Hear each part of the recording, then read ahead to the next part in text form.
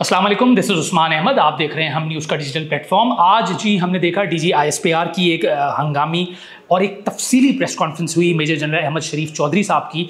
बहुत तफसीली press conference थी। मैं सिर्फ उन नुकात के ऊपर बात करूंगा जिसकी सियासी इम्प्लीकेशंस है। एक सियासी तनाजुर में उसकी एक अहमियत है और बहुत ज़्यादा अहमियत है।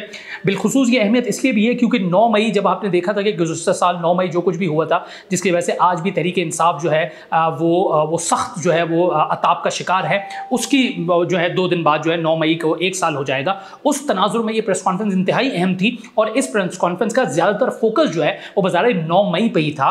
और इसी 9 मई को देखते हुए हमने ये देखा है, माजी में हम गुज़श्ता कई दिनों से देख रहे थे कि तहरीक इंसाफ के बानी जो है वो बार बार जो है वो मुज़ाकरात की बातें कर रहे थे। उनकी पार्टी की तरफ से ये तक कहा जा रहा था कि हम डीजी आईएसआई और डीजी और आर्मी चीफ से बात करेंगे। आज बज़ाहिर एक वाज़े दो टोक और जारहाना मौक़िफ़ आया है जिसमें ये वाज़े कर दिया गया है कि तहरीक इंसाफ से ना डील होगी, ना ढील होगी और ना कोई मुज़ाकरात किए जाएंगे और ना तहरीक इंसाफ के गिर्द जो कानूनी घेरा है उसको ढीला किया जाएगा।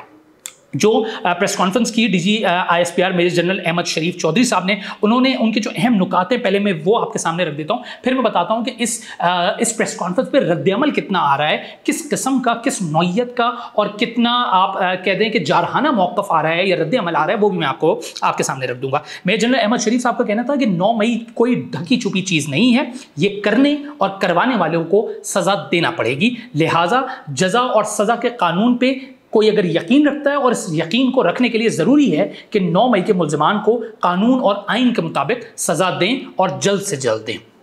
हमने गुज़श्ता कई दिनों से देखा कि तहरीक इंसाफ बारहा ये मुतालबा करती रही है कि जुडिशल कमीशन बनना चाहिए। इस मामले पे सबूत सामने नहीं लाए जा रहे, सीसीटीवी फुटेज सामने नहीं जा रहे। इसका भी आज मुफस्सल जो है मेजर जनरल अहमद शरीफ चौधरी ने जवाब दिया, जिनके बकौल के 9 मई के जितने भी सबूत हैं वो पाक अफवाज के साथ भी के पास भी हैं, अवाम के पास भी हैं। और ये 9 मई ही था जिसकी वजह से जो तहरीक इंसाफ थे उसके साथ अवाम थी, लेकिन 9 मई के बाद अवाम भी जो है वो तहरीक इंसाफ से पीछे हट गई है। उनके बकौल 9 मई सिर्फ अफवाज पाकिस्तान का मुकदमा नहीं, ये पूरे पाकिस्तान का आवाम का मुकदमा है। किसी भी मुल्क में उसकी फौज पर हमला कराया जाए, शहीदों अलामात की तस्दीक की जाए, बानी के घर को जलाया जाए, कायदे आज़म की बात कर रहे हैं, अवाम और फौज में नफरत पैदा की जाए, ये जो लोग करा रहे हैं और कर रहे हैं उनको कैफर किरदार तक ना पहुंचाया जाए। किसी भी मुल्क में ऐसा हो तो वहां के निज़ाम इंसाफ पर सवाल उठता है। ये उन्होंने आर्गूमेंट दिया। फिर मजीद उन्होंने कहा कि पाकिस्तान जज़ा और सज़ा के निज़ाम पर यकीन रखना है। 9 मई को करने और करवाने वालों को आइन के मुताबिक सज़ा देनी होगी। हम सब ने अपनी आंखों से इस वाक़े को होते हुए देखा। हम सब ने देखा कि किस तरीके से लोगों की जहन साजी की गई। अफवाज के लीडर्स, एजेंसियों और इदारों के खिलाफ लोगों के जहन बनाए गए। हमने देखा किस तरह कुछ सियासी लीडर्स ने चुन चुन कर बताया कि यहाँ हमला करो। हमने देखा सिर्फ फौजी तनसीबात पर हमले कराए गए। जब ये शवाहिद और सारी चीज़ें सामने आई तो आवाम का गुस्सा और रद्द-ए-अमल भी आपने देखा कि अवाम किस तरह इंतशारी टोले से पीछे हटी। जब खुलकर सामने आ गया तो प्रोपेगेंडा शुरू किया गया कि ये फॉल्स फ्लैग ऑपरेशन है। ये भी हमने देखा कि फॉल्स फ्लैग का भी गुज़श्ता कई दिनों से नाम लिया जा रहा है। मुख्तलिफ जो पीटीआई के रहनुमा हैं मुख्तलिफ टॉक शोज़ में आके इसको फॉल्स फ्लैग ऑपरेशन का नाम दे रहे हैं 9 मई को। फिर जो जुडिशल कमीशन की मैं बात कर रही थी उस पर भी तर्जुमान पाक फौज का कहना था कि जुडिशल कमीशन ज़रूर बनाया जाए। जुडिशल कमीशन तो उस चीज़ पर बनता है जिस पर कोई इबहाम हो। ये वाक़यात तो तारीख पर हैं और आपके सामने हैं। ये बिल्कुल वाज़े है, ये भी वाज़े है किस तरह जहनसाजी की गई, किस तरह से आदाब बनाए गए। उस पर भी कहा गया कि जुडिशल कमीशन बना दो ताकि पता चलाया जाए ये हमला हुआ कि नहीं हुआ। उन्होंने कहा कि अगर जुडिशल कमीशन बना दे तो माजी के भी कई वाक़यात के ऊपर बनना पड़ेगा। वो खुद उन्होंने कहा कि हम भी, पाक फौज भी बज़ाहिर ये कमीशन के लिए तैयार है, लेकिन कमीशन फिर तह तक जाए। कमीशन ये अहाता करे कि 2014 के धरने के मकासद क्या थे, पार्लियामेंट और पीटीयू पर हमले का भी अहाता करे, किस तरह लोगों को ये हिम्मत दी गई, ये उनसर डाला गया रियासत के खिलाफ खड़े हों, सिविल नाफरमानी करें, बिजली का बिल जलाएं। ये तहरीक इंसाफ का जो धरना था जिसमें बानी चेयरमैन पीटीआई इमरान खान ने बारहा कहा था कि बाकायदा उन्होंने बिजली के बिल जलाए थे। किस तरह 2016 में केपी के वसाइल से दारुल खिलाफे पर हमला किया गया। जुडिशल कमीशन इस बात का भी अहाता करे, ये वो भी देखे कि IMF को कैसे खत लिखा गया, लॉबिंग की गई पाकिस्तान को दिवालिया होने दिया जाए, इसे पैसा ना दो। कमीशन अहाता करे कहाँ से फंडिंग आ रही है। ये वो तमाम मुद्दा है जो कि डीजी आईएसपीआर ने रखा। फिर जो हमने इससे पहले मैंने जिक्र किया कि जो ये बात की जाती है कि जी तहरीक इंसाफ मुज़ाकरात करना चाहती है, उसमें डीजी आईएसपीआर ने वाज़ेह तौर पर कहा कि तहरीक इंतशार यानी इंतशारी पार्टी, बेसिकली उन्होंने कहा कि इंतशारी पार्टी से किसी किस्म के कोई मुज़ाकरात नहीं होंगे।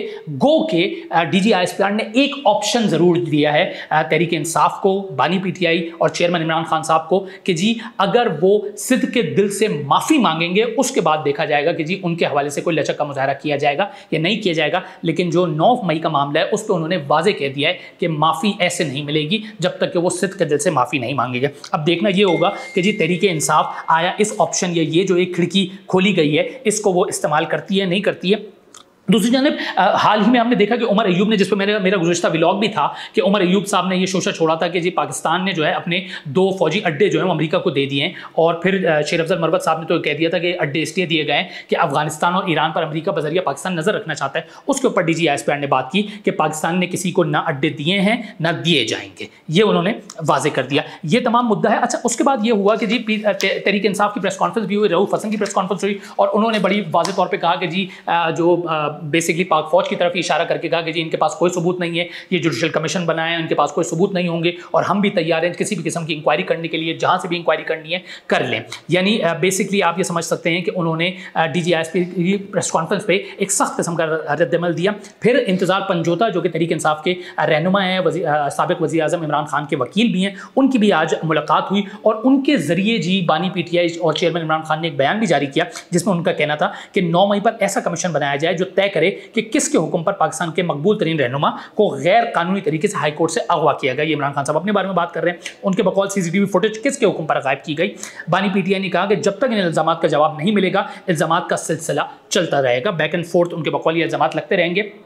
ये जब प्रेस कॉन्फ्रेंस हो गई तो उसके बाद हमने देखा कि सोशल मीडिया, जिसके ऊपर तहरीक इंसाफ का एक मलका है और तहरीक इंसाफ सोशल मीडिया की पार्टी बहुत बड़ी पार्टी समझी जाती है, वहाँ पे जो है एक तरह से फिर नामुनासिब किस्म की एक कैंपेन शुरू हो गई है। डीजी आईएसपीआर चौधरी अहमद शरीफ साहब की तस्वीर लगा कर जो है वो सख्त जो है वो जुमलेबाजी की जा रही है, एक तज़ीक आमेज़ जुमलेबाजी की जा रही है। ये तक कहा जा रहा है कि जी ये झूठ बोलते हैं, और एक तरह से हमने फिर देखा है कि तहरीक इंसाफ के रवैये में भी बज़ाहिर लचक नहीं दिखाई दे रही है। गो के दोबारा मैं ये बात कहूँगा कि एक विंडो ज़रूर खोली गई है। अब वो विंडो आप ये समझ लें कि कुछ मौक़िफ़ ये भी है कि शायद ये पसपाई की वजह से विंडो ये खोली दी गई है तहरीक इंसाफ को, क्योंकि तहरीक इंसाफ या बानी चेयरमैन इमरान खान जो है वो हार नहीं मान रहे हैं, तो अब उनको ये ऑप्शन दिया गया है कि जी आप माफ़ी मांग लें, सिद्ध के दिल से माफ़ी मांग लें ताकि ये मामला रफा दफा हो। लेकिन एक हमने ये मौक़िफ़ ये भी देखा कि फ़ौज के अंदर ये नो टॉलरेंस की पॉलिसी बरकरार है, एब्सोल्युटली नॉट की पॉलिसी बरकरार है कि किसी तौर पर भी बख्शा नहीं जाएगा, ख़ास तौर पर उन लोगों को जिन्होंने 9 मई जैसी कार्रवाइयाँ की हैं। ये तमाम जो मंजरनामा है ये मुल्क के लिए बज़ाहिर